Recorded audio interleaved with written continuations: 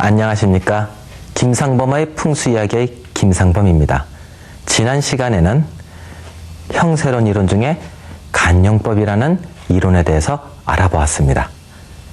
오늘은 형세론 이론 중에 장풍법이란 이론에 대해서 알아보도록 하겠습니다.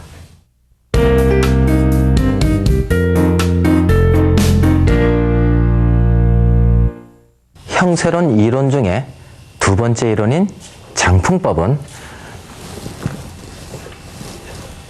뒤에서 들어오는 산줄기 이외에 주변 산들을 관찰하는 방법을 장풍법이라고 합니다. 그러면 여기에서 장풍은 바람을 감춘다. 이게 무슨 말이냐? 요 안에 들어오는 바람은 바깥에 거센 바람이 산에 의해서 바로 들어와서는 안 되고 막혀서 부드럽게 들어와서 부드럽게 빠져나가야 된다는 것을 가장 큰 목적으로 하고 있습니다. 거센 바람이 바로 들어와서 그대로 나가버리면 기가 모이지 못한다는 것입니다. 금난경이라는 옛날 책에 보면 생기, 땅에 좋은 기운, 이 생기는 어떻게 하면 모이느냐 하는 그 특징이 있습니다. 잠시 보면 기, 승, 풍, 즉산 하고 기, 계수, 직지하라라고 하는 내용이 있습니다. 무슨 소리냐? 기라고 하는 것은 바람을 올라타면, 즉 바람을 만나면 곧 흩어지고, 기라고 하는 것은 물을 만나면 곧 멈춘다라고 하는 내용입니다. 여기에서 이 이야기가 바로 장풍에 대한 이야기입니다. 기라고 하는 것은 여기서 생기를 이야기합니다. 땅 기운을 의미를 합니다. 기라고 하는 것은 바람을 만나면 흩어진다 했습니다. 그래서 저번 시간에도 예를 들었듯이 기찻길, 고속도로길이 휙 하고 지나가 버리면, 일직선으로 되어 있으면 주변의 공기들을 다 끌고 나가 버리기 때문에 기가 모이질 않으므로 기찻길 옆에 자체가 명당이 만들어지지 않는다는 것입니다. 그래서 바람을 어떻게 하면은 거센 바람이 만나지 않도록, 바람을 만나면 흩어진다 했으니까 바람을 만나지 않고 그대로 기가 고여 있을 수 있게끔 할까 한 것이, 주변에 산이 잘 에워싸여져 있으면은 바람이 잘 흩어지질 않겠구나 해서 만들어진 것이 이 기승풍즉산 장풍법이 됩니다. 그 다음 물을 만나면, 기라는 것은 물을 만나면 그친다 했으니까 가운데 계곡이 흐르면 산은 물을 건너갈 수 없다 했습니다. 또 이쪽 산도 이쪽으로 들어올 수 없고, 뒤에서 들어오는 이 산 기운이 여기에 들어와서 혈자리에 맺히도록, 물줄기에 의해서 산 기운이 요 안에 모이도록 만든 것이 기, 계수, 직지하라고 하는 논리입니다. 자, 그러면 이 장풍법에는 두 가지가 있는데, 첫 번째로 사신사라고 하는 내용과 조신사라고 하는 내용으로 구분하게 됩니다. 장풍법에는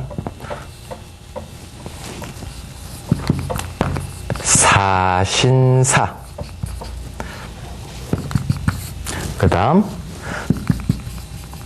조신사라고 하는 내용이 있는데, 사신사는 우리 혈자리를, 지금 털을 주변에서 4개의 수호신이 감싸주어야 좋다라는 걸 의미합니다. 그래서 뒷산, 양옆산, 그 다음 앞산, 이 4개가 사신사라고 하는 것입니다. 근데 이게 지금 사라고 모래사자를 썼습니다. 그럼 이 모래사자가 왜 그럼 사신산이라고 하면 될 텐데 왜 사신사라 했느냐? 옛날에 스승이 제자에게 가르쳐 줄 때 주변에 산이 어떻고 물길이 어떻고 할 때 가르쳐 줄 방법이 제일 좋았던 방법은 강가에 가가지고 젖은 모래 좀 갖고 와가지고 산을, 모래를 이렇게 쌓고 또 이쪽에 왼쪽 산에는 이렇게 쌓고 앞산은 이렇게 쌓고 그 다음 물줄기는 이러고 짝대기 가지고 홈을 파서 모래를 가지고 설명을 해주다 보니까 주변의 산에 대해서 사라고 사용을 했던 것입니다. 거기서 나온 것이 뒷산은 현무, 거북이와 같아라 해서 현무라 했고 그래서 뒤에 있다 해서 후현무. 그 다음 앞산 부분은 이쪽을 향하고 있을 테니까 앞산은 전주작.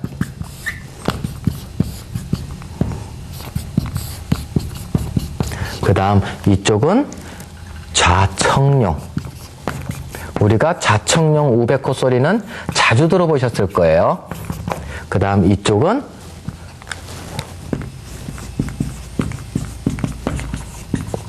우백호라고 칭하고 있는 겁니다.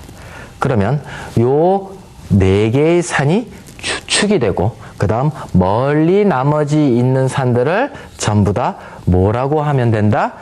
조신사라고 표현을 하고 있습니다. 그럼 조신사는 아침에 신하가 이 혈자리를 향해서 인사를 하고 있는, 여기가 이제 자기 자리니까 명당터니까 여기가 임금자리란 얘기예요. 자기를 주축으로 보고 나머지를 전부 다 나를 향해서 공손하게 유정하게 나에게 향하고 있으면 그만큼 좋은 터가 된다고 해서 조신사라고 표현을 하고 있는 겁니다. 그러면 주변에 가까운 사신사는 비록 뭐 높이가 조금 작을 수도 있고 높이가 높지 않을 수도 있고 또 높을 수도 있는데 멀리 있는 산이 1000m 산이다. 근데 앞에 있는 산은 300m 밖에 안 된다. 이랬을 때도 영향력은 어떻게 미친다?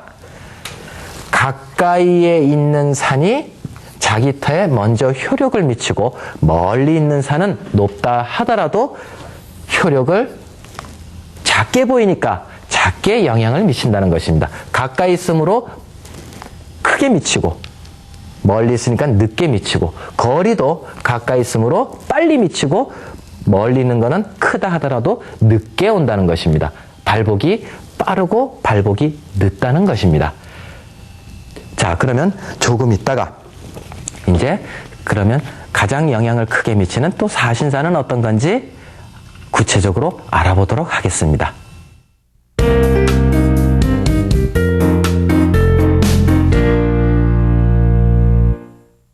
사신사를 4가지로 볼 수 있다고 했습니다. 사신사는 뒷산 후현무, 앞산 전주작, 그 다음 좌측에 있는 청룡, 우측에 있는 백호라 했습니다. 그럼 여기서 뒷산과 앞산은 그렇게 헷갈리지가 않습니다. 뒷산에서 내려오고 집이 있고 그 다음 앞쪽으로 산을 바라보니까 여기가 후현무, 그 다음 이쪽이 전주작이라고 하는 거는 그렇게 어렵지 않은데 여기서 이쪽 산을 바라다 봤을 때 이쪽이 좌측이냐 이쪽이 좌측이냐 하는 문제입니다. 어느 게 좌측 우측이냐 하는 것입니다. 여기서 주인이 대청마루에 앉아서 이러고 앉아서 봤을 때 좌측발에 해당하면은 이것이 좌가 되고 우측팔 쪽에 이러고 해당되는 것이 이쪽이 우백호가 되는 겁니다. 우리가 봤을 때 관찰자 입장에서 보면 이쪽이 좌측이 되고 이쪽이 우측이 되지만 누구 땅입니까? 주인 땅이지 않습니까? 주인 입장에서 바라보고 왼쪽 팔 쪽이 좌측, 그 다음 이쪽이 우측이 됩니다. 근데 여기서 동서남북이라고 하는 개념과 이제 해석을 해보게 되면 만약에 이쪽이 북쪽이다.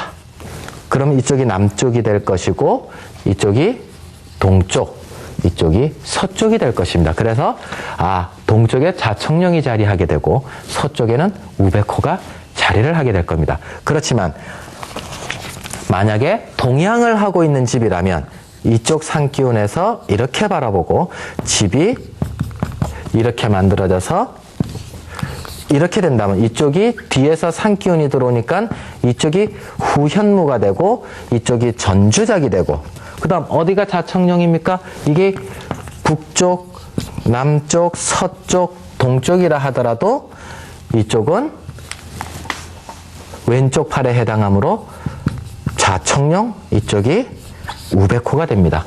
동서남북에 상관이 없습니다. 그러면 이것이 서원에서도 그대로 연결이 되는데 서원을 보면 강당이 있습니다. 강당이 있고 앞에 이제 누각이 있게 되고 이렇게 이제 바라보게 됩니다. 뒷산에서. 그러면 여기에 건물이 하나 있고 여기에 건물이 하나 있는데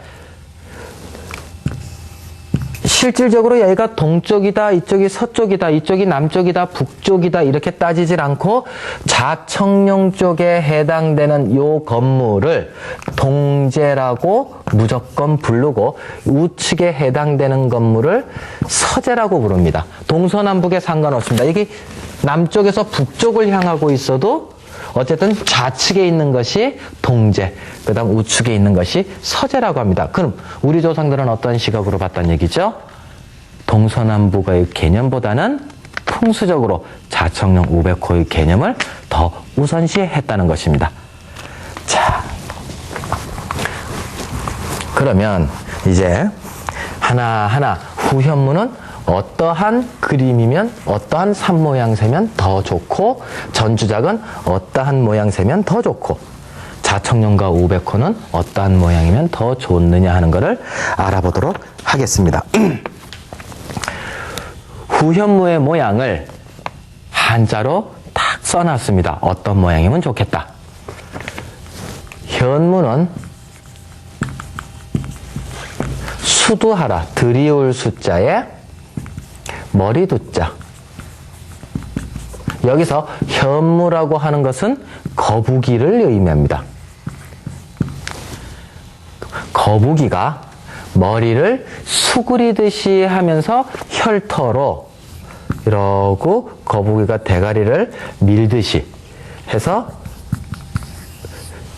땅의 좋은 기운을 이러고 받치는 듯한 어서 드세요, 맛있게 드세요 이런 식으로 부드럽게 주는 그런 산 모양이면 참 좋겠다 했습니다. 그러면 부드럽게 드세요 좋은 것이지 반대로 뭡니까? 강하게 먹어라 그러면 어떻게 되는 거예요? 체하겠죠. 뒷산이 이렇게 있습니다. 그러면 거북이 모양은 뒷산이 이렇게 있다가 측면에서 보는 겁니다. 그럼 이렇게 부드럽게 돼서 산기운이 오다가 부드럽게 만들어지면 여기에 이제 혈자리를 정하면 좋다는 얘기입니다. 근데 산기운이 이렇게 딱 돼 있으면 여기에다가 혈자리를 정하면 어떻게 된다?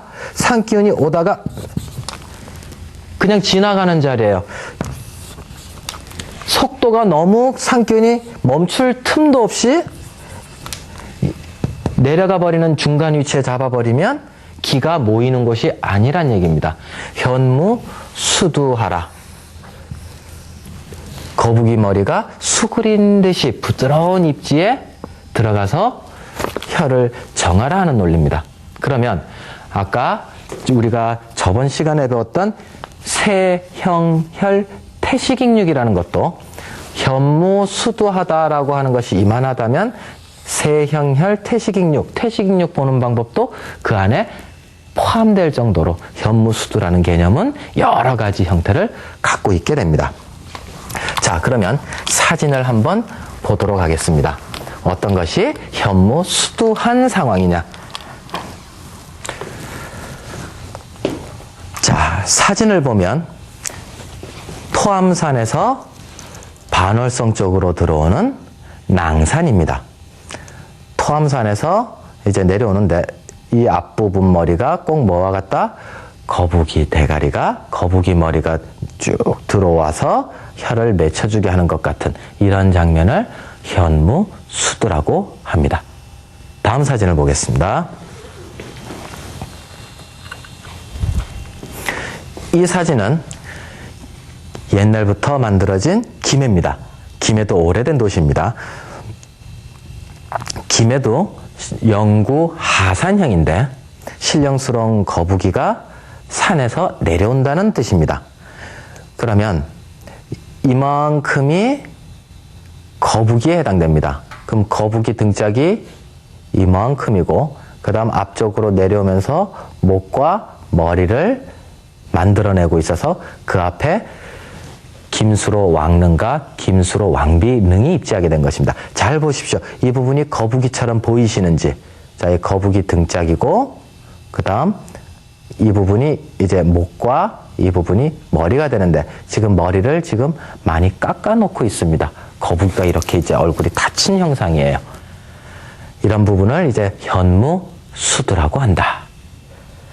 그 다음 앞산의 모양은 그러면 어떠면 좋으냐 하는 겁니다. 앞산은 전주작이라고 했습니다. 전주작은 주작은 상무하라.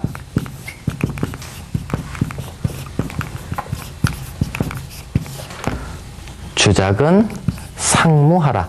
날아갈 상자에 춤출 무자입니다. 앞산은 새가 날라들어오듯이 새가 이러고 싹 혈자리로 날라들어오듯이 했으면 제일 좋겠다. 거기에 좀 능선이 이렇게 날개 치듯이 하고 있으면 더 좋고 앞에 대가리 새의 머리가 있는 것처럼 앞산에 능선 한 줄기가 쫙 뻗어나오고 있으면 그야말로 좋은 앞산에 해당하는 전주작이 되겠습니다.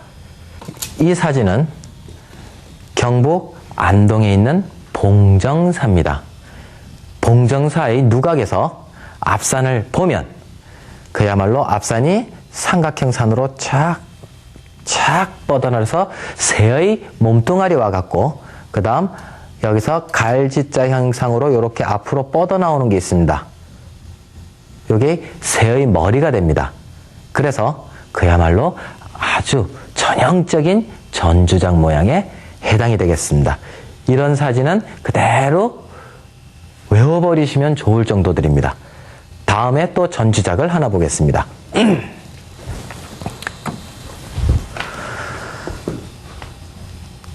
경기도 의정부 위에 세조 수양대군의 왕릉인 광릉입니다. 수양대군이 여기에 묻혀 있고요. 그 앞산 전주작입니다. 삼각형 산으로 양옆으로 쫙 뻗어 있고 앞에 머리가 내려오고 있습니다. 이걸 반드시 보고 수양대군도 그 능에 들어갔던 것입니다. 그 다음 자청룡은 그럼 또 어떠한 산 모양이면 좋겠느냐 하는 것입니다.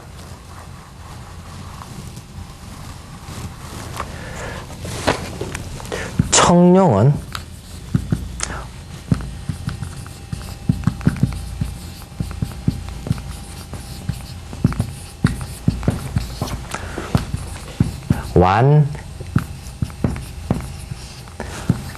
완연하라고 했습니다. 이것은 꿈틀거릴 완 구불구불할 연. 용이 쭉 뻗어 있으면 죽은 용, 이묵이라고 했습니다. 그래서 용은 구불구불구불 좌측으로 봤을 때 구불구불한 용으로 되어 있으면 이것이 아주 좋은 자청룡 산에 해당한다는 것입니다. 다음 사진을 보겠습니다.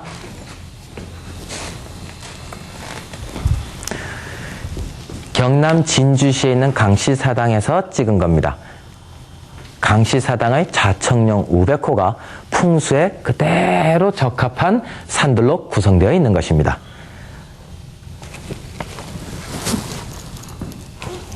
좌측을 봤더니 앞산 전주작을 향해서 이제 몸을 향하고 있다가 왼쪽으로 고개를 탁 돌리면 거기가 자청룡이 되는데, 여기서 자청룡은 꿈틀거리면서 그대로 청룡은 완연하라 꾸불꾸불하고 꿈틀거려라 하는 그대로의 산모양새를 갖고 있는 것입니다. 또 다음 사진을 한번 보겠습니다. 경남 진영 휴게소 근처에 있는 산을 찍은 것입니다. 왼쪽을 또 딱 바라다 보면 여기서 능선이 꿈틀하면서 가고 있습니다. 이렇게 왼쪽 산이 보이면 그 자청룡으로서 좋은 점수를 받게 되는 것입니다.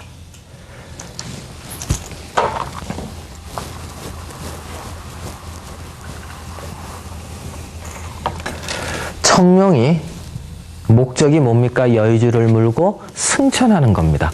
그러면 승천을 하는데 그냥 스트레이트로 쭉 올라가지 않죠.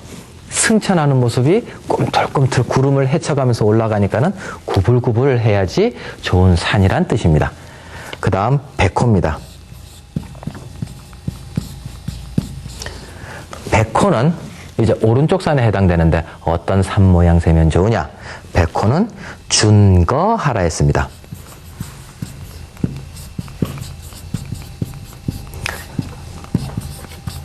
여기 나오는 한자들 외우실 필요 없습니다. 그냥 수그리면 되고 삼각형 산으로 날라 들어오면 되고 꾸불꾸불하면 되고 그 다음 준거하라 이런 식으로 외우시면 되지 하나하나 한자까지는 외우실 필요는 없습니다.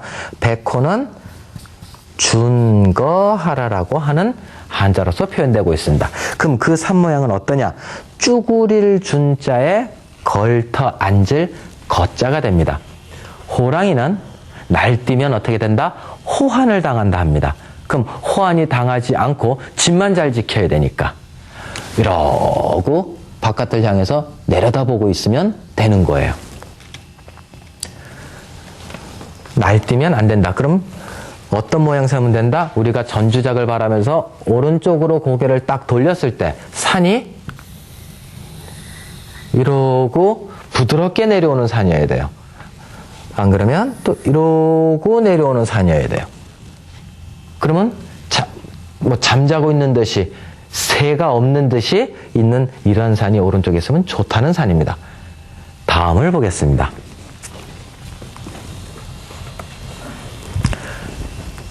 역시 진주 강시사당에서 오른쪽에 해당하는 우백호산이 됩니다. 우백호산을 한번 보십시오. 아까처럼 자청룡처럼 튀고 있는 산은 산기세는 하나도 없고 그냥 쭉 하고 조용하게 밋밋하게 내려가고 있는 산이 이런 우백호산으로 되어 있으면 좋다는 것입니다. 다음 사진을 보겠습니다.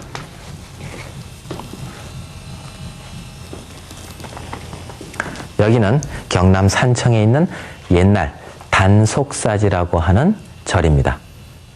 단속사지에서 우측을 보면 뒤에서부터 쭉 하고 엎드려 있는 듯한 호랑이가 엎드려 있는 듯한 모양새를 가지고 있어서 여기 단속사지도 분명히 풍수적인 지리로 털을 잡았다는 걸 알 수가 있습니다. 자, 그러면 여기에서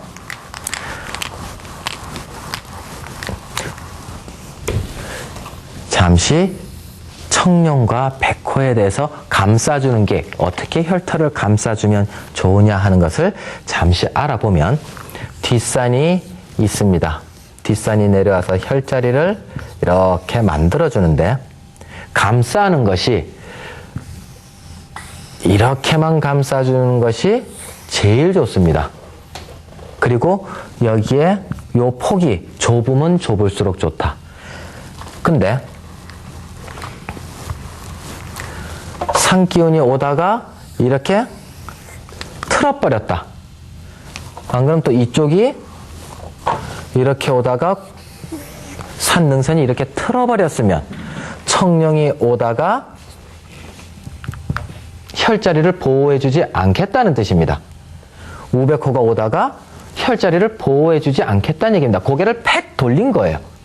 그러면 아까처럼 이쪽 산이 이렇게 혈자리를 감싸고 있는 것을, 이것을 혈자리에 향해서 유정하다고, 그 다음 이렇게 오다가 고개를 팩 돌린 것을 자청룡이나 우백호가 무정하다고 합니다.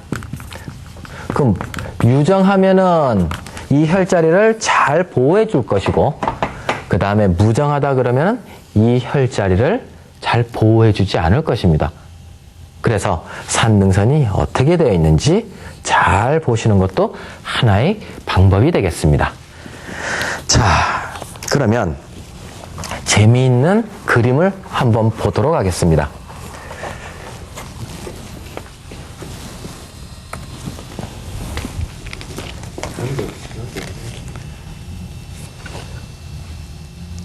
덕천서원이라고 경남 산청에 있는 만명조식 선생님을 배양하고 있는 사당을 보면 왼쪽 편에 청룡 그림이 그려져 있습니다. 청룡이 원래 자청룡이 좀 멀리 있어서 그 청룡을 조금 더 가까이 오게끔 하겠다고 자청룡 그림을 사당 왼쪽 그림에 그려놨고, 그 다음 그쪽에 오른쪽 편에 사당에 가면은 사당의 오른쪽 벽화를 보면은 또 우백호 그림이 그려져 있습니다. 사찰에 가면은 시부도라는 그림이 있거나 안 그러면 이제 불교적인 그런 벽화가 그려져 있는데 반해 덕천서원은 자청룡 우백호 그림을 걸어놔서 풍수적으로 더 좋은 터를 만들고자 풍수 비보를 했던 것입니다. 자, 오늘은 형세론 중에 장풍법을 알아보았는데, 장풍법 중에서도 사신사에는 후현무, 전주작, 자청룡, 우백호. 현무는 수그린 듯하라, 전주작은 새가 날라오는 듯하라, 자청룡은 힘있게 꿈틀거려라, 우백호는 조용하게 누워있어라, 쭈그려 앉아있어라 하는 그런 산모양새면 더 좋고, 이 장풍법은 그대로 혀를 감싸고 있는 것이 이것이 유정한 것이요, 이렇게 고개를 틀고 있거나 이쪽으로 고개를 틀고 있으면 무정해서 나쁜 터가 된다고 하는 것입니다. 자, 그러면 다음 시간에 계속해서 장풍법에 대해서 좀 더 알아보도록 하겠습니다. 오늘 강의 여기서 마치겠습니다. 감사합니다.